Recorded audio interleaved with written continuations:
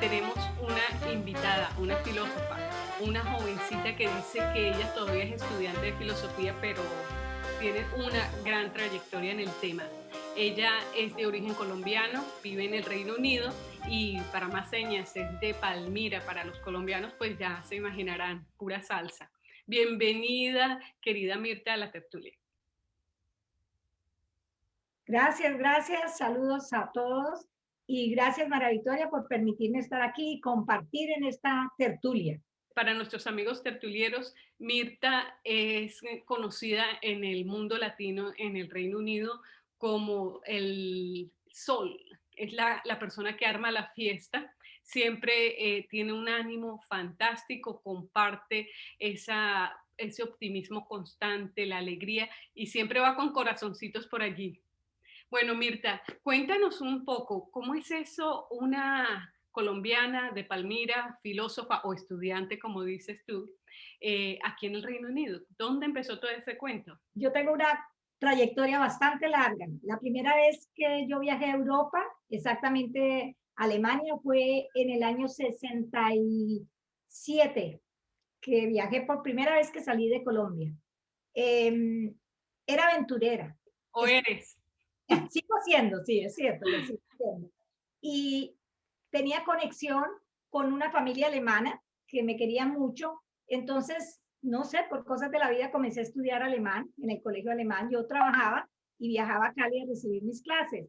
Y en una de esas el profesor me contó que él se regresaba a Alemania con su esposa y sus hijos pequeños y que una cuñada de él estaba trabajando con una familia y necesitaban quien la reemplazara.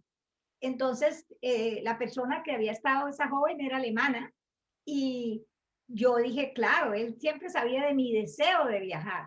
Entonces, incluso yo todavía no tenía los 19 años, que en ese entonces era minoría de edad, y consultaron con mis padres para saber si yo podía viajar con ellos. Entonces, esa fue como la primera vez que viajé, me vine por barco, llegué a Génova, Italia, junto con esta familia. Ellos fueron unas personas muy lindas que me acompañaron ellos viajaban en primera clase, yo viajaba en clase turística, pero a veces me pasaban allá porque tenían alguna actividad y yo les cuidaba a los niños. Los niños eran pequeñitos. ¿Cómo fue esa experiencia de viajar en barco desde Colombia a Génova? O sea, es toda una aventura. Dos veces me mareé bien feo, que cuando la pasada por el canal de Panamá fue hermoso porque yo siempre había oído hablar de eso y la pasada por el canal fue hermosa. La pasé tan chévere, fue una aventura, estaba joven, todas las noches bailábamos. No, yo la pasaba rico, o sea, la comida era deliciosa. Sí, yo no me acuerdo haber tenido un tiempo así como tan relajado como en esa época. Había jóvenes detrás de mí en esa época, Tan coqueta hicimos ella. grandes amistades y me acuerdo que fue muy bonito donde parábamos y tuve una aventura que paramos en Barcelona y ellos, dos amigos del barco me dijeron, Camila, vamos a ver el zapateado y todo eso y resulta que se nos pasó el tiempo. Alcanzamos a oír el barco, pitaba, ellos pitan cuando van a arrancar. Yo andaba hasta con tacones, me quito los tacones y corra, corra. Esa aventura nunca la olvido. Y cuando llegamos al puerto, toda la gente esperando porque ellos sabían que faltaba gente y ellos estaban anunciando que ya el barco salía. Y cuando llegamos, todo el mundo nos aplaudió. Ay, porque decía, Dios mío, qué aventura la que pasé, nos pudimos, y el carrerón que tuvimos que pegar hasta el puerto, ¿no? En fin, esa fue la aventura. Llegamos a Génova, Italia, y con ellos viajé con carro a través de Suiza. Entonces fue para mí llegar a Europa, ver Italia, lo que alcanzamos a atravesar. Suiza era un sueño, uno sueña la casita, fue muy lindo y llegamos por el sur de Alemania. Y también estuve ahí unos 2 o 3 días con la familia del profesor. Ellos para qué me recibieron muy bien y esa era mi primera experiencia antes de que me entregaran a la familia en Bopant. Es una ciudad muy linda que le llaman la Perla del Rin y es a lo largo del río, del Rin. a los amigos tertulianos les recordamos que estamos con Mirta Osorio, una filósofa, estudiante de filosofía, dice ella, pero que además ha tenido una trayectoria de vida muy interesante. Cuando llegas a Alemania, ¿cómo fue? ¿Cómo te recibieron en el sentido con el idioma? ¿Había alguna resistencia? ¿Cuál fue la primera palabra que aprendiste? O sea, todas esas preguntas que uno quiere saber de esas aventuras iniciales de vida. No, yo me sentí bienvenida, curiosamente. Para mí Alemania fue un sitio ideal y sobre todo la gente que me recibió, la familia, y yo estudiaba en el Goethe-Schule, que le llamaban, y caminaba de ahí cerca y la familia muy linda me permitía todo, me dejaba traer los amigos. Ellos tenían una casa muy bonita y me dejaban traer amigos. Incluso a veces salían los fines de semana y me decía, trae a tus amigos. ¿Hiciste novio alemán? ¿Sí? ¿Hiciste novio alemán? Conocí conocí gente, más adelante, después del año, yo quería trabajar en una oficina y resulta que donde yo vivía el señor tenía una empresa grande y yo le ayudaba a traducir cosas del alemán al español. Él me decía, llegaba y me decía, ve, haz el trabajo y fue una experiencia hermosa porque cuando la señora viajaba, yo me sentaba en el puesto de la señora. Eran 3 niños, una niña y 2 niños. Y él decía, aquí se hace lo que Mirta dice. Esa experiencia fue tan linda de sentirme que yo tenía un lugar en ese hogar, ¿sí? Y como yo le traducía, entonces yo le dije que yo me quería ir y comencé a viajar a ciudades, a Frankfurt, a conseguir puesto. Entonces yo le dije, mire, es posible que me salga un trabajo. Entonces él llega y me dice, ¿y no te gustaría venir a trabajar a mi empresa? La empresa era saliendo de la ciudad, como en la montaña, había transporte, un tren. Y yo dije, bueno, o sea, ellos me dejaron que yo me defendiera, entonces acepté que yo me iba a trabajar con ellos y me mudé a un cuarto en la casa de la hermana de la señora y ahí ya comencé yo a seguir sola y todos mis amigos me decían, oye, pero si tú todo tienes todo ahí, porque lo tenía todo, me trataban como de verdad los regalos para el cumpleaños, para Navidad, me sacaban a los mejores restaurantes. Entonces le dije, no, porque es que yo quiero ser defenderme con lo que tengo, ¿sí? No con lo de los demás. Entonces fue así como comencé a vivir sola y comencé a trabajar en la empresa de ellos, me fue muy bien y después a los 2 años y medio desde que había llegado a Alemania, decidí viajar a Londres. Yo quería hacer eso, yo quería como irme de país en país. Y cuéntame, Entonces, en el año, sí, ¿y cuánto tiempo duró esas travesías tuyas por Europa antes de que te agarraran por el y dijeran, no más, ahora se queda quietica? no, llego en el 69, viajo a Londres, tampoco conocía, por ahí una aventura de una señora que necesitaba quien le cuidara, ya no eran chiquitas, eran unas niñas ya grandes, pero mal criadas. Entonces me vine para Londres y cuando yo llego con 2 maletas grandes, esa familia me dice, oh my God. Entonces comencé a trabajar con ellos. La experiencia no era en un penthouse y luego vi un aviso que alguien necesitaba una secretaria para español e inglés de 6 a 10 de la noche, porque era una persona que en el día se la pasaba afuera y necesitaba que yo le tomara las cartas y se las hiciera. Y cuando fui a la entrevista era un colombiano, pero yo no sabía que él era colombiano, sino que me entrevistó en inglés y me dice, ¿y usted de dónde? Le dije, no, pues usted no sabe, porque dijo, ¿cómo que no sé si yo soy de Colombia? Entonces ya me habló y justamente comienzo a trabajar con él en horario. Yo seguí trabajando con él muchos años y él fue quien me presentó a quien sería mi esposo más adelante. Entonces, Wow, mire, qué maravilla. Entonces ahí comenzó el amor. Por ahí me contaron que conociste a tu esposo y bueno, al querido Germán en una fiesta de colombianos, ¿no? Y no pararon de bailar toda la noche, me dijeron. era el 20 de julio hubo una celebración del Centro Colombiano en esa época. Y curiosamente él estaba ahí, quien más adelante sería mi esposo. Pero con mi jefe, él era colombiano y muy posesivo y me mandaba a mí, o sea, era mi jefe, pero quería mandarme. Y entonces yo a veces le decía, no, déjeme que yo hago lo que, claro, él me recogió para llevarme a la reunión. Entonces ese día le dije, no, yo no necesito de sus amigos, seguí yo sola, me devolví yo sola Y ese día estaba mi esposo, o sea, quien sería mi esposo ahí. Entonces hubo otra fiesta el 7 de agosto. Entonces ese día volvimos otra vez y me lo presentó. Y resulta que yo tenía viaje de regreso, eso fue el año 72.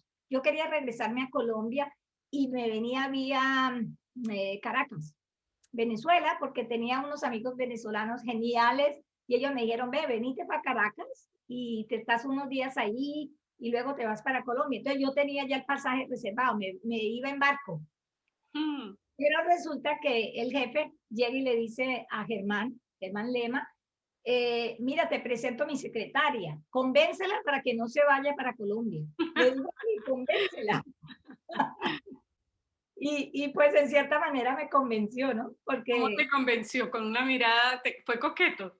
eh, ¿Recuerdas ese momento? no, como él era mucho mayor que yo, entonces él era como muy serio y se apareció en la oficina donde yo trabajaba y mi jefe dice, ay, pero qué lindo que vienes a verme, ¿no? Él haciendo no, broma, qué bueno que se te ocurre venir a ver a los amigos.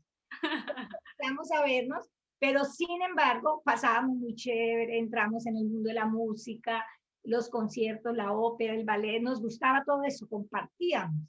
Entonces, no se decidía. O sea, eso fue el año 72, viene el año 73, el año 70, sí, el 73, y él decía que él me llevaba muchos años, que eso no iba a funcionar, que después yo iba a querer tener hijos, bueno, todo ese rollo, y él era eh, muy inseguro respecto a eso, venía de un divorcio, entonces yo creo que no quería ningún otro compromiso otra vez. Y resulta que apliqué para irme a Canadá. Todo el mundo me decía, pero qué locura, ¿cómo te vas? Si mira que a ti te gusta él, le dije, sí, pero yo apliqué. Y yo, el día que me avisan, solamente hasta la noche anterior me di cuenta que me iba. O sea, yo no lo había tomado como tan en serio. Dije, ay, verdad, no me voy. Y me fui. En Canadá también me recibió el amigo que había conocido en Alemania, anglo-hindú. Ellos me recibieron y el Canadá me recibió. Fui a pasar el peor invierno de mi vida, 15 grados bajo cero. Y llegué allá con esa familia y conseguí trabajo rapidísimo. Yo pensé que iba a ser difícil por el inglés, porque yo decía, yo vengo de Inglaterra, ahora Canadá, otra vez, adaptarme al inglés. Y no, me hicieron hasta, yo tuve que solicitar examen con un trabajo con el gobierno, el Departamento de Salud y Desarrollo Social. Y sí, me llaman y me dicen, vean, usted pasó el examen, comienza ya. Y yo no estaba así preparada para que me dijeran, ya le dije, ay, déjeme estos días porque yo tengo que buscar, yo quería pasarme a vivir sola. Y conseguí un apartamentico muy lindo, muy diferente a lo que yo tenía en Londres. Londres era muy pequeñito, donde yo vivía, ¿sí? Y este apartamento era chévere, una nevera grande, una estufa grande, chévere. O sea, yo conseguí, y en Canadá me fue tan bien, eso fue fuera del frío, pero no sé, yo como que lo asimilaba. Y En qué parte de Canadá estuviste? Edmonton. Y Perdón. curiosamente, yo llego a Edmonton y allá, eso era en fines del 74. Yo llego, incluso el avión no pudo aterrizar, el avión tuvo que irse a Toronto porque había nevado. Entonces nos avisan, no podemos llegar hoy a Edmonton, donde íbamos. Entonces fuimos esa noche a Toronto, pudimos llamar a la gente que me estaba esperando y llegué en plena nevada, pleno frío Me dio y, frío. y resulta que allá conocí, ya había pasado lo de Chile del 73, entonces comienzo a conocer chilenos Que estaban y en el exilio. en el exilio y ellos me pidieron que yo fuera su intérprete. Mm. Entonces era curioso porque yo trabajaba para el gobierno, yo nunca mencionaba eso y por las noches me iba a ayudarles a ellos. Entonces, para mí esto fue un poquito de bueno, ya lo había sido en Londres en el año 73, un despertar político, ¿no? Enterarme de todas esas cosas, la experiencia de hablar y traducir todas esas cosas que esos chilenos me contaban, ¿sí? Ya. Entonces, allá de pronto mi esposo me dice, ¿y usted cuándo vuelve? Él ¿Y me había cómo se hablaban? ¿Cómo se comunicaban? Porque en esa porque época no había celulares, ¿no? Ni no, internet. estoy echando cabeza. No, yo creo que tenía un teléfono en el apartamento. Ok. Y él me escribía, eso sí, seguido, seguido, seguido. Y entonces llega, él me mandó un dinero y yo pensé, debe ser que va a venir en verano, entonces quiere que yo vaya teniendo un dinero aquí. Cuando me dice, bueno, ¿y cuándo quiere volver? Y yo dije, ¿cómo así que voy a volver? Entonces él era así, ¿no? Él hizo como un documento donde me pedía que fuera su esposa, pero que él no creía en las leyes ni en cuestiones religiosas, que, bueno, él tenía sus puntos, ¿no? Entonces yo dije, bueno, incluso le escribí una carta muy bonita a mis padres, diciendo por qué él no, que él me respetaba, me quería, pero él no estaba de acuerdo con las leyes que permiten las guerras, ni con las bendiciones a las armas. Él siempre hablaba de esas cosas.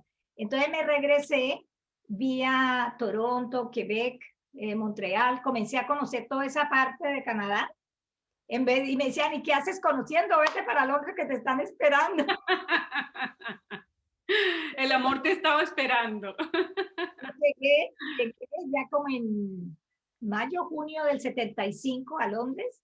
Y de ahí, después de poquitos días, 3 o 4 días, nos fuimos para la isla de Capri.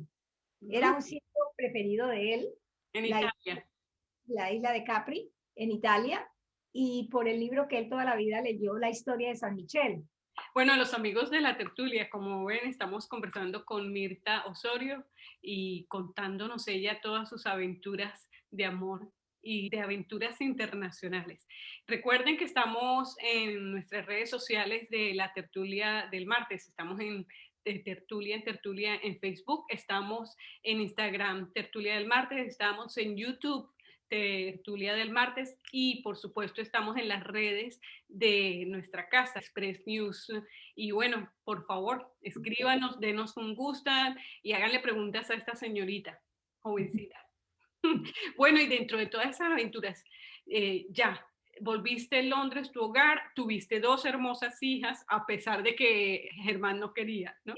A ver, yo regreso y también comencé a trabajar. Yo tenía contacto con una escuela de economía. De ahí viene mi contacto con la filosofía de Henry George.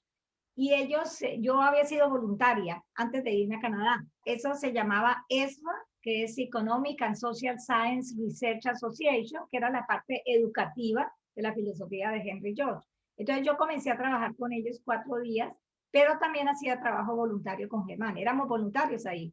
Y como caí en, una amiga me hizo como caer en cuenta los años, en esa época uno ya era viejo después de los 30, en esa época, hoy en día no, la gente está Ahora somos jovencitas a los 70.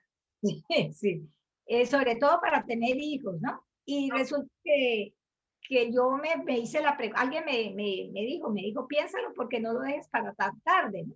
Entonces yo como que me comencé a cuestionar, yo nunca había pensado la idea de sentirme atada porque viajábamos ambos, disfrutábamos de muchas cosas y le dije, ¿por qué no intentémoslo a ver? Y fue decirlo y eso fue que funcionó de una, ¿sí? Incluso a todas mis amigas me decían, no, yo nunca me imaginaba ver a Mirta en embarazo. Y eso ya para el año 81. Y habíamos viajado también, porque mis padres viajan en el 80. Y llega la primera hija, que es Calú, en el 81. Y claro, él, a pesar de la edad y todo eso, a él siempre le decían que sí era el abuelo. Él siempre le decían eso. Y fue pues una bonita experiencia. Y a los 2 años exacto, porque yo me acuerdo que cuando salí del hospital me decían, tiene que hacerse una especial, una inyección porque yo soy O negativo. Entonces le dije, no, no, que dijo, no, es que en caso de que vuelva a quedar embarazada, le dije, no, no, tranquila, yo no quiero, yo no vuelvo a quedar más allá. A los 2 años que llegué estaba la misma secretaria ya, me dice, esta era la que no iba a volver, porque ambas nacieron en marzo. Yo digo que ellas son de la primavera, ¿no? La una el 15, la otra el 31. Y fue pues una gran sorpresa, pero gracias, yo siempre agradezco a la vida que las cosas llegan porque llegan. Yo ahí es donde me convencí, fue algo no planeado, o sea, no es que uno diga que no es querido, sino que cuando uno es todo organizado y planea todo y de pronto, ¡pum!, se te atraviesa eso, te deja así. Eso, y ahora que hablas de eso, tú como filósofa, hacia las inclinaciones, ¿eres determinista o crees en el destino o el destino lo hace uno? Eh, o sea, yo creo en la astrología y yo pienso que hay un mapa de las cosas de uno, pero ese mapa yo lo puede manejar, ¿sí? De acuerdo a mi libre albedrío, que eso es lo que te brinda la astrología, bien dirigida, ¿no? O sea, la astrología te dice, eres un ser que naciste con estas capacidades. Por eso es tan bonito cuando nace un niño, porque si el niño es artístico, ¿cómo le vas a tratar de meter lo que otro conocimiento intelectual, digamos? Entonces eso es determinismo. Se podría hablar de No, que uno viene ya con la marca de lo que va a hacer. sí, no quiere decir que lo otro no lo logres. Es que eso es lo que hay que saber entender. La astrología te guía. Yo creo mucho en la astrología. Me ha guiado en las grandes decisiones de mi vida. En esa época, cuando la hacía, no hacía la carta, que me llegó así de sorpresa. Pero para todas las grandes decisiones que yo he tomado, viajes y lo mismo las hijas, siempre hemos consultado, porque una persona que sepa bien, ¿no? Pero no es como las estrellas inclinan, más no obligan. Entonces simplemente tú actúas de acuerdo a tu decisión. La decisión a la final es tuya, ¿no? Y quiere decir que hay momentos donde las cosas se van a dar más fácilmente. Eso es lo que la astrología te dice. Pero si tú lo quieres hacer en otra época, hazlo. Seguro te va a costar más trabajo. Entonces uno aprende como a fluir, ¿no? Esos son todo ese conocimiento también del Feng Shui, es lo mismo. O sea, tú aprendes a fluir y entonces la vida se te hace más placentera. Tienes que pelear, sí, no es esa lucha que uno tiene constantemente, pero tu libre albedrío siempre es el que prima, ¿no? Sí. Ahora en todos estos cortos años en los que pues has evolucionado tanto intelectualmente como, ¿qué aprendizajes hoy puedes decir que dices, bueno, esto fue lo que aprendí en estos años y esto es lo que puedo yo transmitirle a la gente, pues a las nuevas generaciones? Yo estoy vinculada a una escuela privada de filosofía que se llama Nueva Acrópolis. Es privada, entonces te brinda herramientas no a nivel académico. Claro que uno estudia lo que la gente también estudia académicamente, pero con otro sentido. Entonces, es como estudiar la historia de la humanidad, el pensamiento de Oriente, estudiar las diferentes religiones, entre comillas, ¿no? Porque eso hay que entrar a hablar sobre eso. Y como entender por qué hay grandes civilizaciones y por qué vuelven a caer. Que uno dice, bueno, pero si esta civilización avanzó tanto, ¿qué pasó? Pero esos son los ciclos de la humanidad. Hay un ciclo. Entonces, la filosofía para mí ha sido una herramienta muy valiosa y yo le digo a la gente, es la mejor herramienta para mí. Entender las cosas que te pasan, porque muchas cosas suceden y nosotros no nos alcanzamos a imaginar por qué suceden, pero hay una razón, o sea, hay un plan que tú lo puedes llamar natural, divino, como lo quieras nombrar. Entonces es aprender, estas ciencias lo único que hacen es aprender a fluir con eso. Y el pensamiento oriental, porque en realidad nosotros heredamos todo de Oriente, simplemente Occidente adapta toda esa filosofía. Ellos tienen una visión para hacer una vida más llevadera, o sea, para ellos no hay tanta tragedia, porque nosotros en Occidente, digamos, por ejemplo, la muerte es trágica, es como el fin. Ellos no, son experiencias. Y uno, la vida se le hace más llevadera, ¿no? No quiere decir que no tengas tristezas, alegrías, todo lo que todo el mundo siente, pero de pronto cuando tú lo sientes, dice, recapacitas y dice, bueno, ¿para qué me sirven estas herramientas? Es cuando Sí, justamente, bueno, ahora hace poco y tú has dado una muestra fabulosa de, primero, de fortaleza y de conocimiento y inspiración justamente por ese conocimiento sobre el manejo de la vida y la muerte, por la, la ida de Germán, ¿no? sí, Tu esposo. Entonces, cuéntanos cómo has manejado todo eso, qué nos puedes enseñar a nosotros que estamos como tan apegados a tantos otros temas terrenales.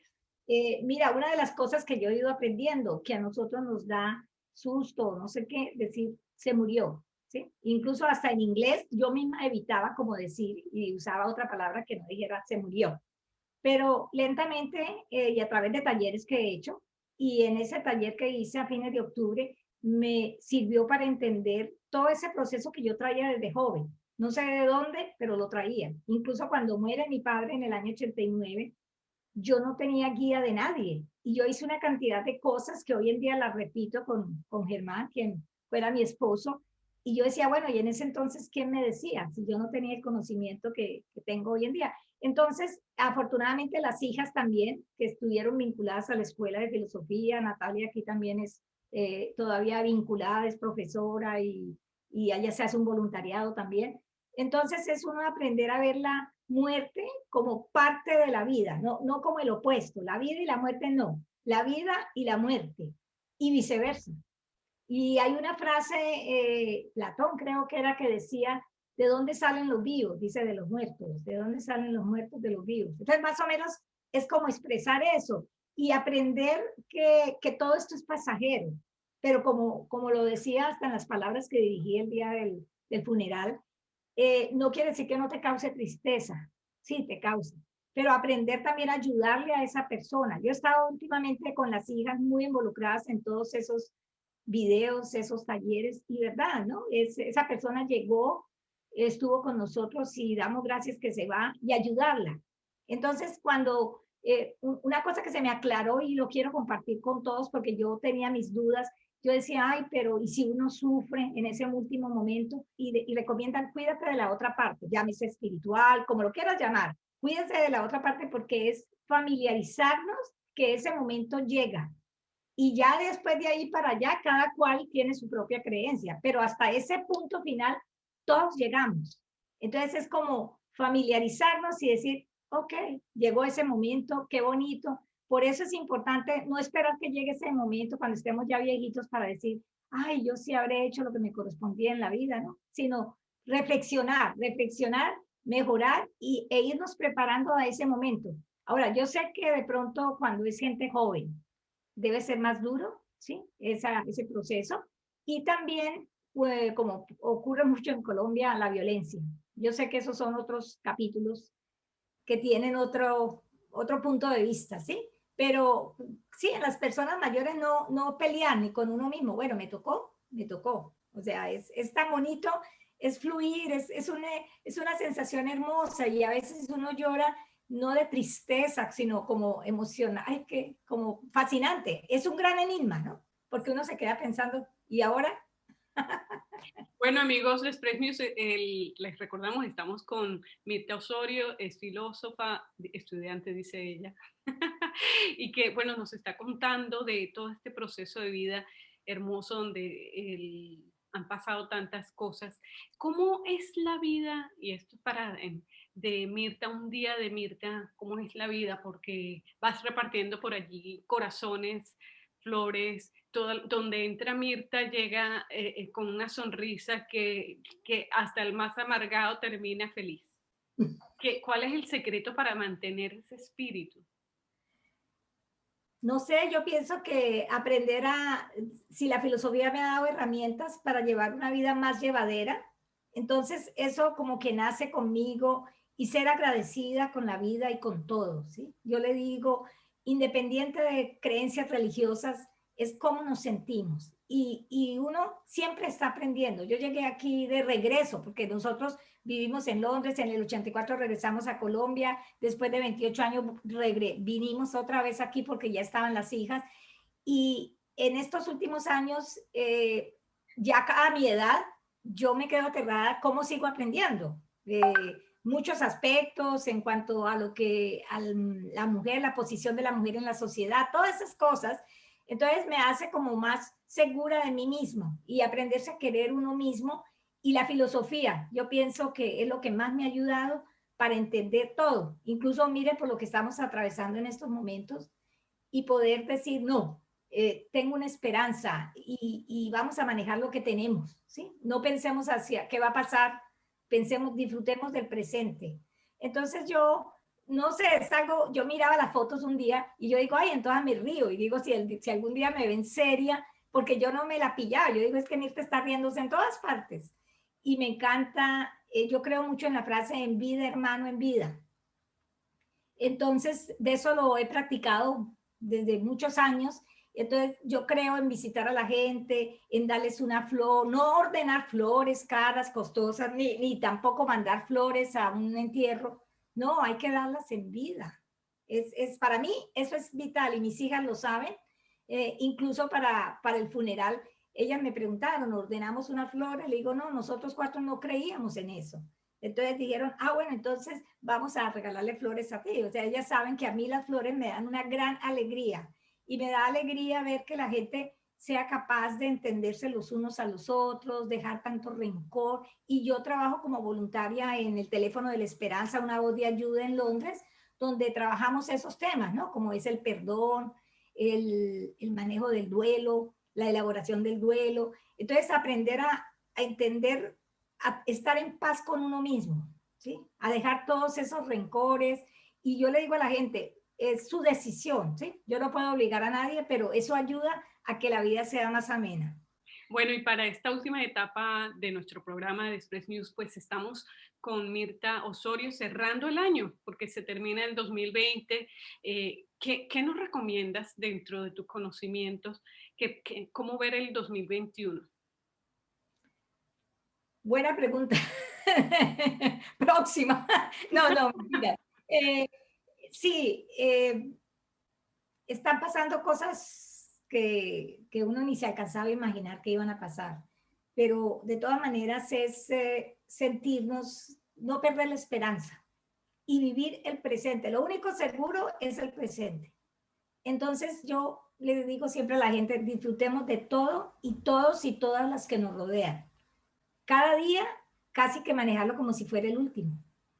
Siempre, o sea, yo desde, sobre todo cuando comienza esto aquí de la cuarentena en marzo, que se cantó esa canción, Resistiré, me di cuenta verdad, yo tenía que aprender a manejar cada día como si caí más en cuenta, ¿no? Entonces, procuré, o sea, yo creo que toda esta situación, y espero sea lo mismo para todos, les haya cambiado sus valores, ¿sí? Ya lo material no importa, o sea, ya nos dimos cuenta que no es tener dinero, que entonces seamos más nosotros mismos, tengamos solidaridad, que leía por ahí que me pareció una frase muy bonita.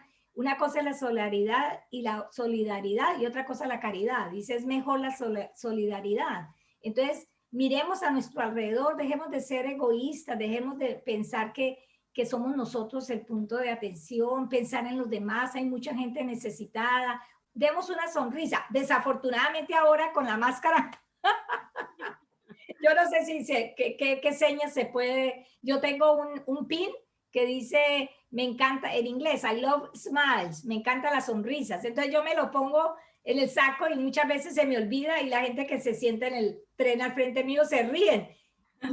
Y yo hasta me olvido, digo, hey, esa persona, y digo, y me hace señas que lo que tiene. Entonces es aprender a disfrutar y ayudar a tener una actitud positiva, no ser agresivos, ni aún en las redes, verbalmente, ningún tipo de agresividad. Y yo siempre digo, no es lo que se dice, es cómo se dice. Entonces, seamos capaces de decir lo que sentimos, porque es necesario, ¿sí? No acumulemos cosas porque eso es peor. Pero sepámoslo decir en el momento apropiado y de la manera apropiada. Entonces uno va aprendiendo, ¿no? No es fácil, pero Bueno, hay. y de esta manera entonces nos despedimos de la tertulia y del año 2021. Un saludo, fascinada de haber compartido esta última tertulia del 2020, por lo menos en el 2021. Sí. Y, bueno. Yo los quiero despedir con mis gafas. Bueno, y a nuestros amigos de la tertulia nos vemos la próxima semana o el próximo año. Sí. Felicidades a todos, felicidades, mucha paciencia, que no abandonen la esperanza. Abrazos. Abrazos.